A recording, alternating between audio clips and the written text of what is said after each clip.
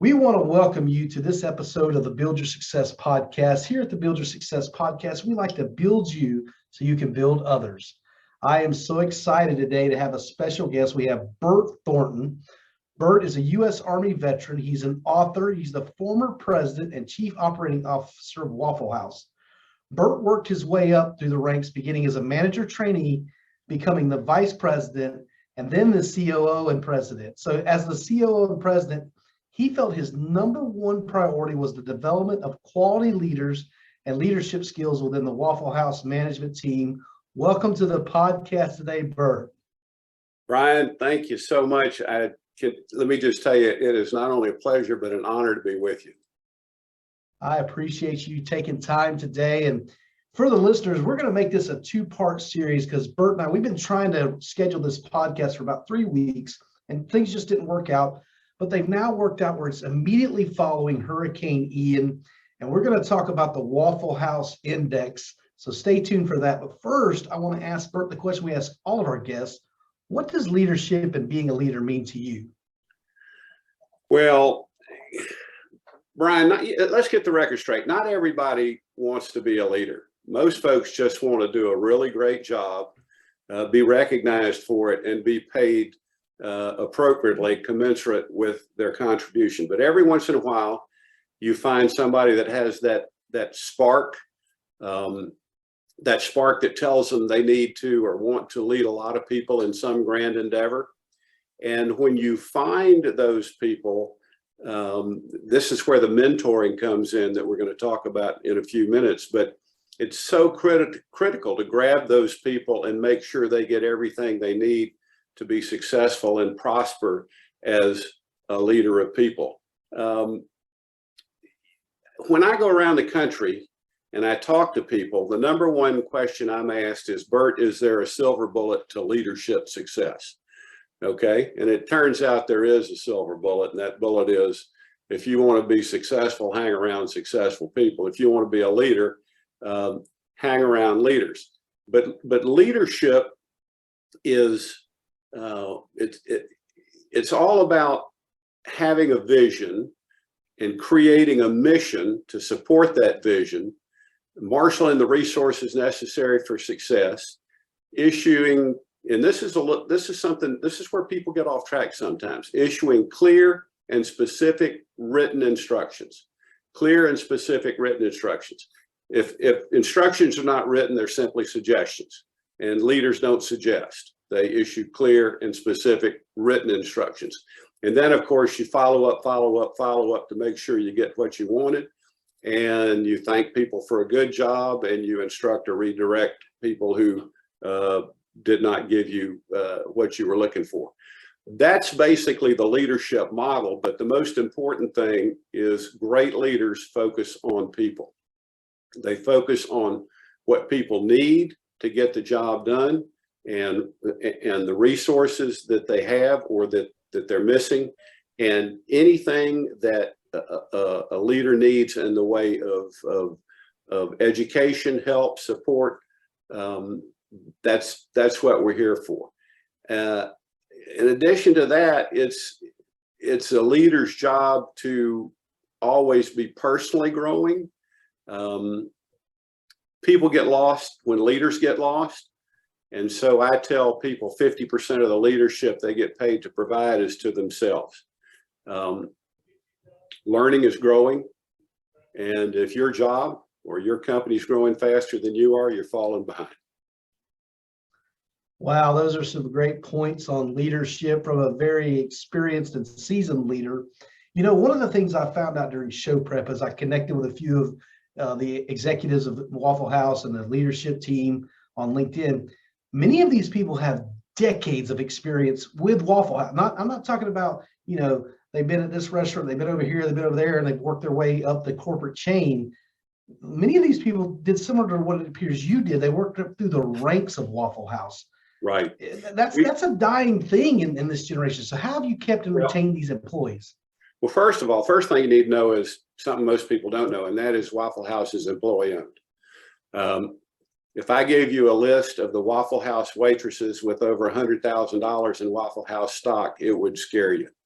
one of the last things I did before I retired as president, we had a gal who retired after 30 years of service, and she bought all the Waffle House stock that she could on a little payroll deduction plan, 5% of her W-2 earnings. And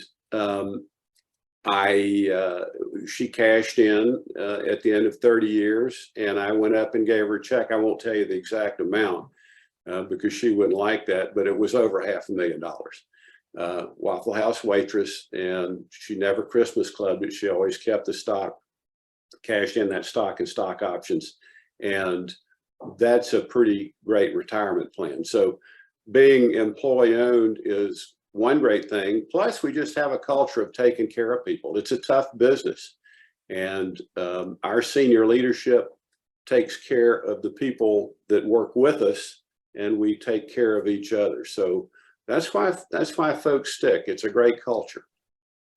Bert, I love that explanation and that example story. You mentioned something I really want the listeners to hear again, the Christmas club. You know, too often people take out of their retirement funds and they borrow from it, they do things, and this thing is the vehicle for you to retire independently wealthy. How important it is, and how do you keep these employees, I mean, a waitress, you know, not making the best of wages in the world, but stays connected into her investment and stays for the long haul so she has something in the end?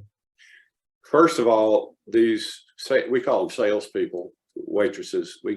Our salespeople make a ton of money. The gal that I was talking to you about that retired, she put 2 kids through college on her tips.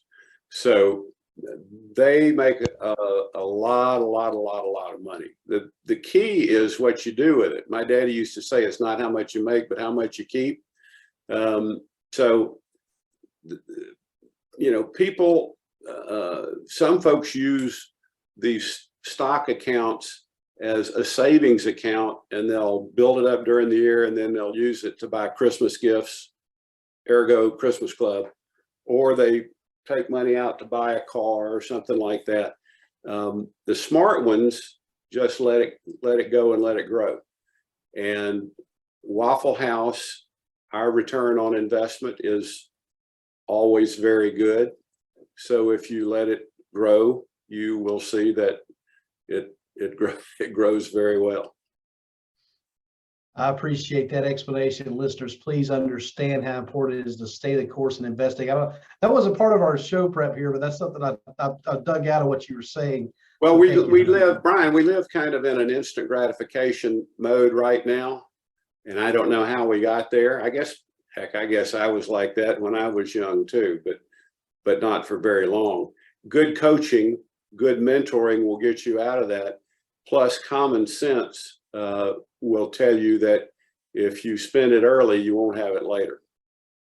Yeah, and I need to digress a little bit. I forgot, I mentioned your U.S. Army veteran, but thank you for your service.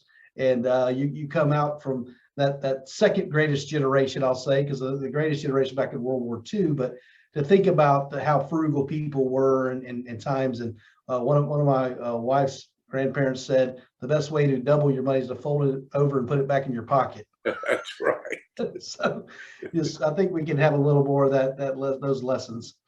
Well, let's continue on here about this Waffle House, just to the importance of it. First of all, let's have a little fun. How do you like your hash browns?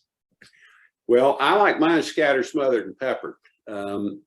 I was talking with a friend today who likes them all the way. That scattered, smothered, covered chuck, and diced top, peppered, Captain Country. But I just like mine with onions and jalapenos. As a matter of fact, I had lunch at a Waffle House today with my wife, Kathy, and she likes her hash brown scattered crisp, scattered well, and I like mine scattered, smothered, and peppered. I like mine smothered and covered. So you'll have to look up what that means if you're not familiar with Waffle House, and the listeners there and understand that's just the way that they prepare their hash browns. It's amazing how they serve people there at the Waffle House. So let's talk, here we are. We just got through here in Florida with this Hurricane Ian. Right. A lot of businesses shut down, a lot of tragedy, flooding, just all kind of catastrophes. And yet the Waffle House puts an emphasis on keeping stores open and serving the community. I heard this one time about the Waffle House Index and how they measure how severe a storm is based on how many Waffle Houses are open and what condition they're in. You kind of pulled the curtains back for me a little bit. And that's why I wanted to go into this a little longer than planned. Tell our listeners why that's important, how you serve people in these times of need. Sure. As I mentioned to you a little earlier, our customers are so great to us in the good times. We're not going to turn tail and run away from them when the times are tough. So when a hurricane comes in, it's not a random response. When a hurricane comes in, we position people, supplies, and generators on the periphery of the hurricane path. And as soon as the hurricane comes in, we move on the ground to support the restaurants that can get open immediately. And we also fly in people and supplies to assess the damage, fix things that can be fixed quickly, determine if a restaurant can be open immediately, pretty soon, or it's going to take a while. And then we respond accordingly. And there are a lot of pieces to that puzzle. Food distribution, ice, dry ice, canned Cokes because we don't have power in the restaurants for the Coke machines, coffee machines, those kinds of things. So it's a pretty complicated process. We've done it so much that I think we make it look easy, but it's anything but easy, and it is a lot of hard work. I had, as I said, I had lunch at a Waffle House today, and the maintenance man here in Pensacola just happened to be in the restaurant. And I asked him if he went to Southwest Florida, and he said, "Oh yeah, I was down there." And he gave me an update on what was going on. And I said, he said, "Long days." I said, "I remember them well. It's cold showers because if there is water to take a shower in, if not, you got a gallon jug over your head. But cold showers, and because there's no power for the heater, and then you basically sweat yourself to sleep because you lie down in a bed in a motel room that has no power, and you have to leave the door open in the middle of summer, and it's just no fun. It's fun to talk about now, but when you're doing it, it's a lot of work. But it's very rewarding work because people come in and there's no place else to eat. They don't have anything to eat. They come in and we're happy to feed them. If they have money, we'll certainly take it. If they don't, we feed them anyway. That is awesome, number one. And I took my cold shower on Saturday afternoon. Our power came back on Sunday afternoon, and that's a chilling experience. I mean, it really wakes you up to take that cold shower. Right. But then I went down a little south and helped a friend of mine tear out the drywall in his house where he was flooded. And I thought, you know what, a cold shower is no problem whatsoever. Right. It's all about perspective in these times, and people come together and help each other. It's just and know that Waffle House is intentional about being prepared to get their stores up and running and feed the community. We have a meeting on or about May the 1st of every year, and we bring the senior leadership teams in from operations, construction, distribution, maintenance, finance, because people have to get paid. If a hurricane, we generally pay on Thursday. If a hurricane hits on Monday, people need money on Thursday, so we figure out how to do that. But we spend a lot of time ahead of time organizing people so everybody knows what their jobs are, when and if, and usually it's not if, it's usually when, in the case of the Gulf Coast of Florida when a hurricane hits. Bert, I love hearing you talk about that and the preparation for it. I'm going to tee you up because you and I have kind of already had this conversation pre-show, but you make a ton of money off all these people buying food during the storms, right? That's right. We lost $5 million when Katrina hit. We don't make any money, and we don't try to make money.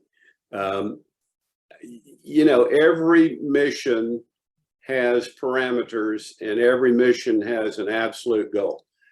Our goal is people first, make sure everybody's safe, take care of the customers, our good friends, in any way that they need, That's usually food. Sometimes, as I was telling you, those construction people who come in and carry chainsaws with them, they go to customers' houses and clear driveways of debris.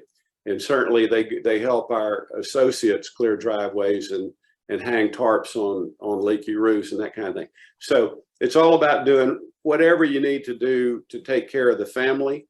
And you can run a business like a business, you can run it like a family. We run it like a family, and our associates and our customers are family. We do whatever we can to take care of.